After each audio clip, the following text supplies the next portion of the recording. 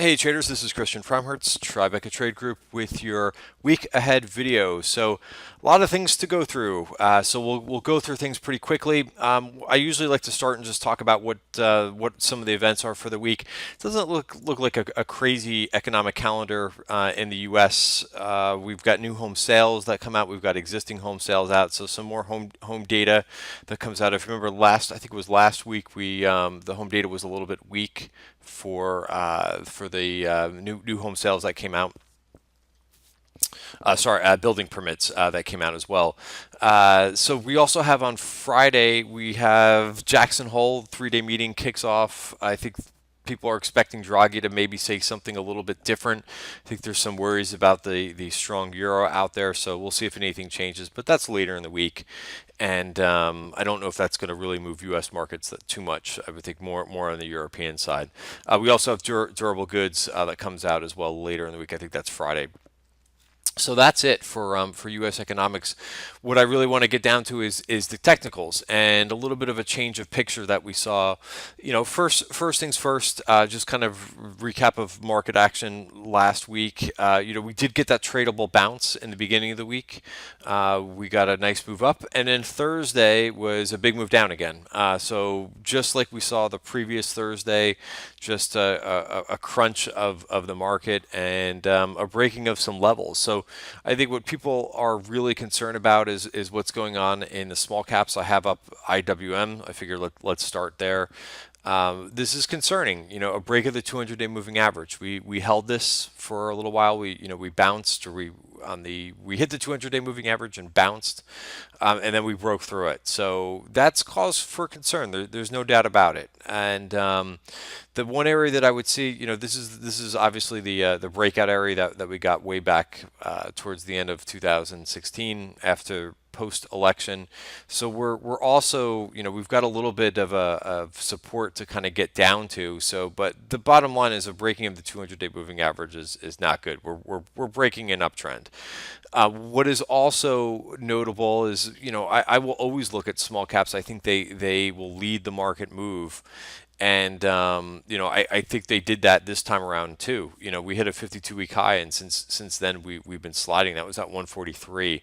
Now we're all the way down to below 135 in IWM. It's kind of the same thing going on in transports. There's a lot of Dow theorists that like to say, the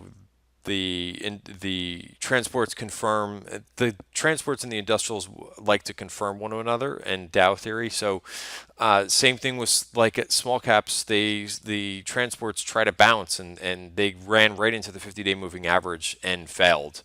Again, Tuesday seems like Tuesday seems to be the day, or was this Wednesday? I guess this is Wednesday, but Tuesday or Wednesday, it seems like we seem to be failing on these days. And I think this was actually Wednesday of last week where we failed. And again, a breaking of the 200-day moving average. So not very good. Then if you go over to banks, so trust me, I'm starting with the negative first, and then I'm going to talk about some things that are in uptrends. So, and we'll talk about a little bit of reasoning behind this, but also regional banks, or if you look at all banks, KBE, whichever one you want to look at, the picture is basically the same here. Also a breaking of the 200-day moving average. This is not positive by any means. So these are some of the areas that are breaking down. Besides energy, which has been below the 50-day moving average for most of the year, I would say. Basically since April of this year. Also, telecom stocks also below the 200-day moving average, slipped below the 200-day moving average on Friday as well. So those are the areas, the weakest areas of the U.S. market right now. So those are the areas that I think you really want to be cognizant of, especially the small caps. If they continue to move down, I don't see that as a good sign, and I don't think that's a major conclusion, but that's not a good sign for the U.S. market. So what else is going on? Well, the DAX was, if you watched last week's video, I was talking about three things that need to hold: the small caps, the transports, and the DAX. The DAX was the only one that held. The DAX actually looked most vulnerable, but the Germany index that actually held up quite fine. So that is back above the 200-day moving average. So I would say also watch that. That'll tell you if it's not just the U.S. that's breaking down, if it's also global weakness, and that's the one that is most concerning to me, non-U.S.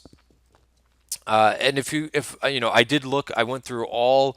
I have a country-specific list, and I've got 39 different names. Some of them are multi ETFs, multi-country ETFs, but I've got 39 different international areas, and there's only one that's below the 200-day moving average right now, and that's Russia, which just fell. I think. Sorry, let me bring up the chart. Yeah, kind of. It's been flirting with this 200-day moving average for a while, so may have just tried to get above it on Friday. But that's it. The major point is here is not the Russian market. The major point is that most of the markets around the world are still in uptrends. Now they've come in a little bit. Some of them, like the Hang Seng, for instance, got really extended above the 50-day moving average, but most of these have come in a bit. The next point I wanted to cover, and then I'm going to talk a little bit more about sectors. The fear and the greed index, the CNN fear and greed index. This is nice to look at market sentiment. We are at extreme fear right now, so this is pretty ugly. So it's a 17. It's rated. The rating is 1 out of 100. Have not seen this get that bearish or that extreme. No, I don't want to say bearish, but that much of fear out there. So, when the pendulum swings to one side to another, remember, I think it was about 3 weeks ago, we were at extreme greed. So we've swung really far in one direction to the other. So, going back to this last point, let me hit this one. Let me save this one for the last point. Let me just keep going through a couple of indicators. Also, the put call ratio is also very bearish right now, or extreme bearish, I should say. The 10-day moving average is at the highest level of 2017. It's a 0.76. So there's a lot of put buying. Especially we've seen this a couple times now in the last 2 weeks, and it's been on Thursdays, which I don't know what the coincidence of Thursday is, but there's been a lot more puts being bought, specifically in the indices. So things like SPY, IWMQs, just a ton of puts that have been being purchased on a couple days, and let's say a couple days in the last 2 weeks. The VIX has been moving up.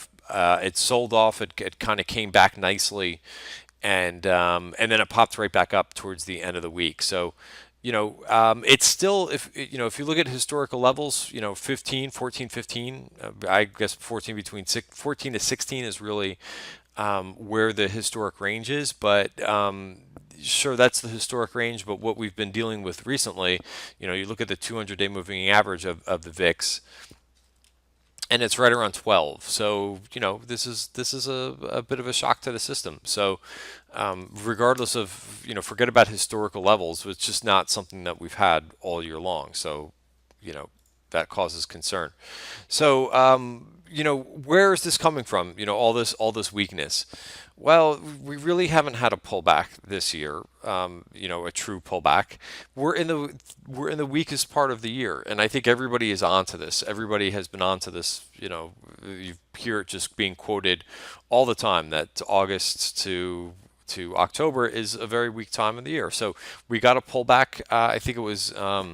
Bring up SPY here quickly, but this seems to surface every time around, not exactly the same time, but so if we go into 2016, yeah, you could see it was October where we had the decent pullback. We had some weakness as well in September. We had weakness as well in June, but this year has been a grinding market moving up. So we finally have a little bit of volatility. So I don't think it's that alarming. I think you want to respect some things breaking below the 200-day moving average and trade accordingly. What that means is have lighter positions on something that we've been advocating now for weeks, and trade smaller too until the volatility washes out. and at least until I think the price gets in IWM gets back above the 200-day moving average. Same thing in transports; those will provide nice signals. But these things can happen very quickly. So you want to stay on your toes. You want to, what I'm doing is positioning lightly. What I did on Thursday and Friday was, I took off in terms of option trades. The option trades you really want to be careful because those are the most sensitive to price action. So I unwound, some my positions, which I usually do once we go into options expiration. So options expiration was on Friday. August option expiration was on Friday. So what I always do is I always look to the month ahead and say, hey, what do I have on for September? And I usually either take the majority of it off, roll it, do something with it. But I never really like to hold front month option front month positions once they get into front month, which we're getting into. It'll be September front month basically now, Monday. So I always do that review, so I really kind of took off most of my positions. I didn't roll them out. I just said, hey, let's wait and see a little bit. I don't like the fact that the things that I mentioned are breaking below the 200-day moving average.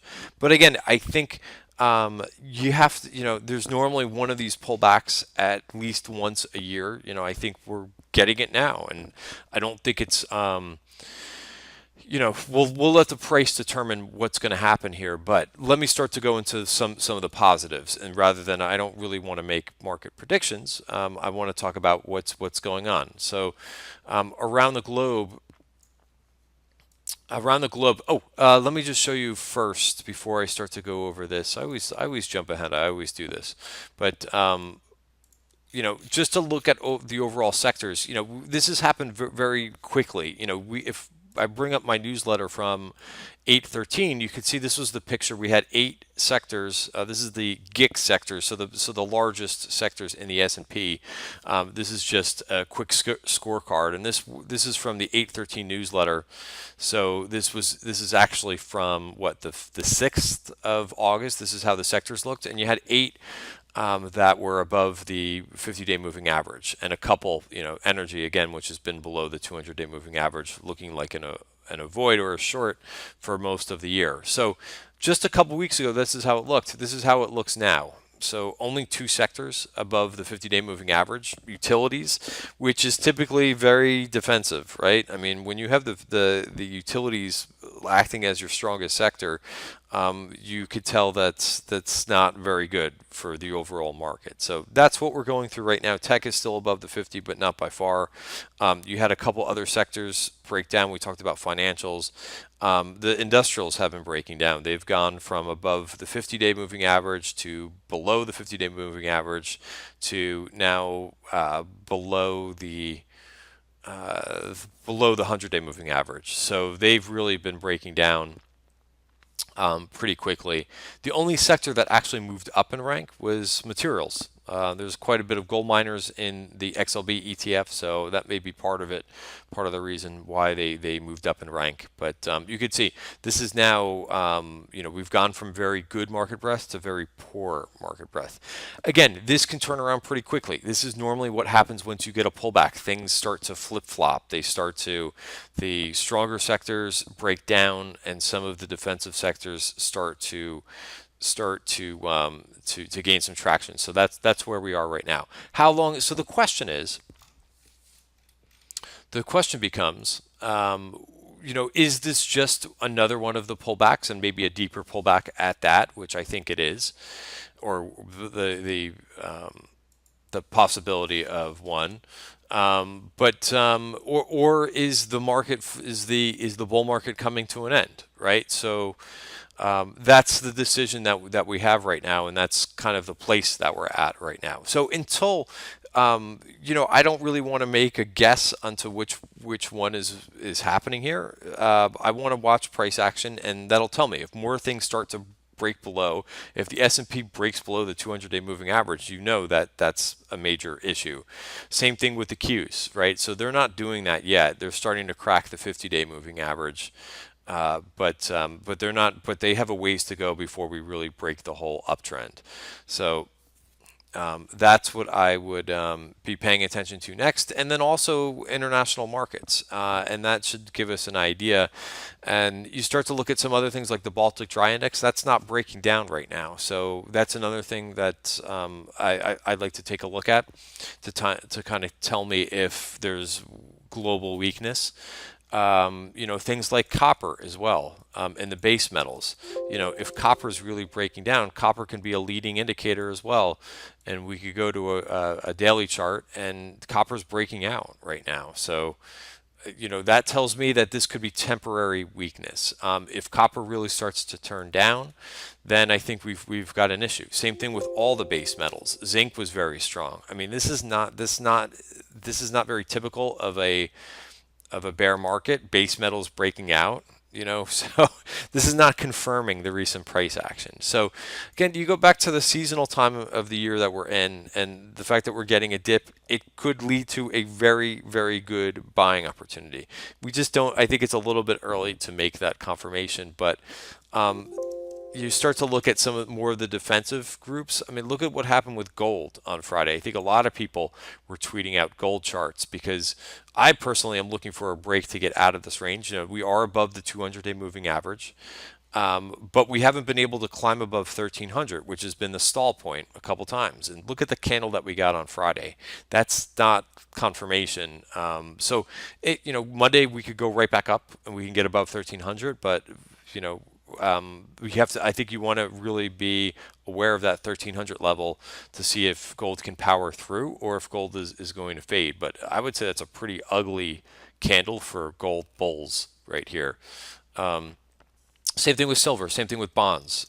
Bonds continue to kind of look like a mess until they kind of break this level. We'll look at TLT because I think more people will look at that. But I think 128 is probably the level to watch in bonds. So, I want to be in more uncorrelated areas of the market if we're going to have sustained weakness. And it's good to have diversification. Same thing with the yen, which I am long the yen, I'm long FXY, but that also really, did not close on its highs either, which tells me that it may be starting to fade. But I'm going to stay long FXY. Again, no predictions. I'll stay long FXY as long as it's above the 200-day moving average and let it do what it wants to do. Again, that is the yen ETF. But again, could see a red candle there. So I'm also the other defensive things that I'm long is GDX, which again just doesn't seem like it's that I got long right at the break of the 200-day moving average, but it's really been doing nothing. I have this on because I think it's good portfolio protection. If we get more volatility, I would expect the yen and gold miners to go higher. So that's my portfolio protection. All right, so I wanted to get into a couple other things. Couple other areas in the market to focus on. Mainly what I'm going to be talking about is still more macro things to invest in because implied correlations are moving up. So it's becoming less of a stock pickers market. Let's see if I could show you that chart. Implied. There we go. Perfect. So implied correlations, when they're low, it's a stock pickers market, right? When things are not moving together like they have been all year long and moving down, right? I want to pick individual stocks. When implied correlations are moving up, I don't necessarily, if everything's moving together, it's going to be there's less edge in picking individual stocks when they're all moving together. So I always bring this up because you want to know what type of market you're in. You don't necessarily want to be looking for opportunities in places where there's little opportunities. You want to be moving. You want to be going into things that are easy, not difficult to make money in. So the indices right now are starting to the individual names inside the indices are starting to move more together. Again, this is very typical when volatility picks up. So again, we got to right where I think I showed this chart last week, and we're right at the 200-day moving average. We'll see if this continues to climb implied correlations. But so I talked about the major indices. I want to talk about. Let's see. I'm not going to go over fund flows. That's in our newsletter, so if you're a subscriber, you're receiving that. We talked about utilities, very strong. We talked about banks. We talked about gold. So here I want to get into a little bit where what I think is interesting, emerging markets right now. So first of all, let's look at a chart of emerging markets and the S&P 500, and it really puts this in perspective when you look at a 5-year chart. The S&P. So I've got EEM in the numerator and SPY in the denominator. So you could see emerging markets have really underperformed since 2012. Um, but you could see for the last year they've been basing, and you could see emerging markets are starting to outperform. I actually drew a little trend line or a little resistance line, and you could see that EEM is starting to break through. So this is kind of where I want to look. And if you look at some of these charts, they look a lot healthier than what we're seeing right now in U.S. markets. So there's nothing wrong with that, and that's the advantage of ETFs. Is there are ETFs. There's one for regions. There's one for individual countries. So we could play these either in cash or in options. But I like Singapore right now. Singapore looks like it's been in a very big uptrend for this year, and it's coming into support. It's coming to the 50-day moving average. As long as it holds the 50-day moving average, I'd like a long here. I do not have a position on this right now. I'm long EEM, which is all emerging markets, which I probably should have started with first. Not much of a pullback, quick pullback into the 50-day moving average, and seem to be bouncing. So I've been long EEM now for a while in cash. I'm going to stay that way. And until it breaks support. I think my stop is below the 50-day moving average. Going on to kind of further breaking down emerging markets, Hong Kong, EWH, also very similar chart to Singapore, also coming into the 50-day moving average. Could set up for a nice bounce here. So what I would be watching for, I have MACD here on here, is something to confirm that this is going higher. So I would look, which we're not, it's not ready yet, I would say, for an MACD crossover, but it's getting close. So that's what I would keep an eye on. I think Brazil looks pretty good here. If you look at EWZ, it's trying to get through this area where it's stalled out before. Even further, if you look at Brazil small caps, you could see they may be leading, just like with the U.S. When you start to see IWM small caps break down before large caps, look at the small caps lead up here in Brazil. So I am long EWZ. A couple other areas to look at since we're at Brazil, you could look at all Latin America. It looks pretty good. I mean, Brazil is a big component of ILF. So if you start to look at things like Chile, this looks like it's breaking out. And if you kind of go back to a 5-year chart, you could see that it's still retracing this big downward move that it had. Also Peru. These are things that are, we already went over the copper chart. There could be a little bit of correlation to some of these areas. Peru also looks like it's trying to go here. So also Australia, another market that is very tied into base metals, which are rallying. We showed copper before. Look at DBB, which is all base metals. So zinc got a lot of press last week as that's rallying. So it does have to get over this resistance, but a very fast move going on here in base metals. So these areas, I think a lot of Latin America looks attractive. I think that EWA is starting to, again, some of these things are not ready yet. I would say EWA, again, wait for a MACD crossover. Maybe a break of value as well, 2281. But I think some of these areas are looking more attractive right now than the U.S. market. They're looking a bit more unfazed. Frontier markets is another one. That's the wrong chart. Frontier markets bounced pretty heavily. Again, another area that I am long. If you look at a weekly chart, it did hit a VPOC last week, which VPOCs will often act as magnets, but they can virgin point of control. Sometimes you could see a little bit of price digestion after that. But again, frontier markets, look at how high, 39.66 was where they topped out a couple years back. So right now we're sitting at $30. So if we can maintain this level, I'm certainly going to stay long frontier markets against the 50-day moving average. So another area that I like. Also, Shanghai, also still looking interesting to me. We'll see if we get a also an MACD crossover. So not yet a lot of these areas, but they're a nice uptrends. I would wait also besides the MACD crossover. I would wait for a break of 28.23 if you're not in the Shanghai ETF. That's ASHR. So that's kind of where I'm concentrating right now in some of these longs. You know, you can have some shorts on right now as long as things are below the 200-day moving average. I don't think you want to rule it out. We don't know how long this is going to last. The seasonality, you know, if you're a pure trend trader, you know, break of the 200-day moving average will get you into short positions. If we snap back above the 200-day moving average, then you can cover those shorts. That's typically how a trend trader would work in this environment. Single stocks, you know, I already talked about the correlation, the implied correlations moving up, but the option flow has been really lackluster. If we start from the beginning of the week last week, you know, there's a couple things. I think Fold was one name that I've been in for a while.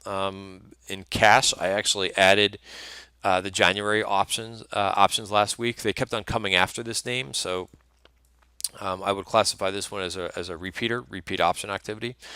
We did see FCX and SCCO, two very leveraged to copper names. We saw call buying in the beginning of the week. We saw a little bit of call buying in some of the material names. A couple of the semi names, not big, not anything really to jump out or jump up and down about. Also, Juno, there was a long dated call buyer in this biotech name. STZ, which also I think the beverage names look pretty good, or the alcohol names, I guess. I think STZ looks like it's trying to break out. PG is a name that I've been long. Good relative outperformance last week, along with the other consumer staples. Consumer staples actually were down, believe, on Thursday too, with the broader market. So they did outperform, but they were down. So they're not doing the same, you know, different looking chart between consumer staples and utilities. So I think you kind of want to go through them one by one. I was looking at Dr. Pepper Snapple last week, but it failed. So no trade. I was looking for this break of the trend line. It didn't do it. So I think a lot of people are looking at Pepsi and Coke too. Pepsi kind of came back in after hitting a 52-week high. We'll see what I would keep this name on your radar because it looks like it's just pulling back to a previous breakout area. Coca-Cola, I think some people are also watching as well. So some of those beverage names hit 52-week highs last week. Further to that, besides the consumer staples names, let's see, I think there was one more area that I wanted. Oh, let me go through the rest of the option activity from last week. But again, it really wasn't, there wasn't much going on. Applied Materials, that was pre-earnings. We saw calls and puts go up. I like this name. They had really good earnings, really strong earnings, but I would wait until this gets back above 44.53. That is the value area. If it's below value, I would say no, no, thank you, no trade. If it gets back above, I think you got a chance for maybe a move through all the way to through the top of value, but it needs to get first above 44.53. We did see some silver SLV call buyers. We have been seeing, you know, even though I went through the chart of gold and how I think it's stalling a little bit at that 1300 level, we've been seeing call buying almost every day. Not huge, but pretty steady call buying in GLD. You know, going over to Thursday, what day was Thursday? It was 8/17. You could see there really wasn't much call buying at all. So the last two Thursdays, kind of the same thing, just huge put buying in the indices. Some really large put buying in IWM, Qs, things of that nature, as well as SPY. And you could see the only thing that really kind of caught my eye was the repeat folds. I thought NTNX also looks interesting. And then on Friday, a couple of people played BABA in the room. They did really well with that. They purchased BABA on right around the lows, I think, after they when they reported Thursday, and really hit a nice trade on Friday. Baba was really strong. Nice follow through activity on this one. I think this Chinese internet group, the K-Web, kind of like we saw last quarter after they reported earnings, a lot of individual names they digested some of the earnings and then made that next leg higher. So this one I still think I would like to see this actually come back to the 50-day moving average. I don't know if we're going to get that, but you could see some real nice strength. I mean, look at how far it is still above the 50-day moving average. We do have a couple more names that are reporting. Wuba 58.com. They report Monday morning, so that'll be interesting to see what they do. BZUN, which I am long in cash, BZUN. I will probably take half the position off going into earnings on Monday. So it had a nice day on, what was this, Wednesday? It had a real nice day, but then it kind of fell with everything else.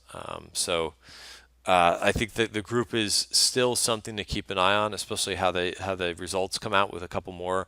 Momo's next after that. But I think for the most part, most of these names are complete in the K-Web ETF as far as reporting earnings. So that's a couple of areas that I'm watching. We'll see how the earnings report, these names report. Earnings this week in U.S. We're obviously been through the majority of the earnings reports. So this week we have, I know we have Salesforce that comes in on the 22nd. Lowe's also reports, but you can see a lot less names that are reporting. So there will be some trading to do around these names. Salesforce will be interesting. I'll be going over that in the trading room this week. So if you're not a member, go ahead and check us out, tribecatradegroup.com. You can get half off the first month with coupon code TTG. Again, we'll be going through each one of these names one by one and structuring some trades around there. But so, final message for the week. We've got some things breaking down. Give it some time. I know it's very difficult for active traders to kind of be patient, sit on their hands, but I think we know what time of year it is. It's a weak time of year, so things could change very quickly. What we do every day is watch the tape, watch to see if call buyers are really going to come back in and buy the dip. We haven't really seen that in full force yet, so be patient. Let some of the areas that have broken down, let them reclaim those 200-day moving averages, and it could be game on. I think it could be setting up for a real nice end of the year. Trade. So I think you just have to be patient and kind of let this weakness play out. Where I would kind of change my tune, where I might, instead of thinking that this might be temporary, is if we start to see the rest of the global markets start to break support. So we haven't seen that yet. So that is also the other thing to watch, as I mentioned earlier in the video. So that's it for now. I will see you guys back in the trading room bright and early Monday morning. Enjoy the rest of your Sunday. Thanks.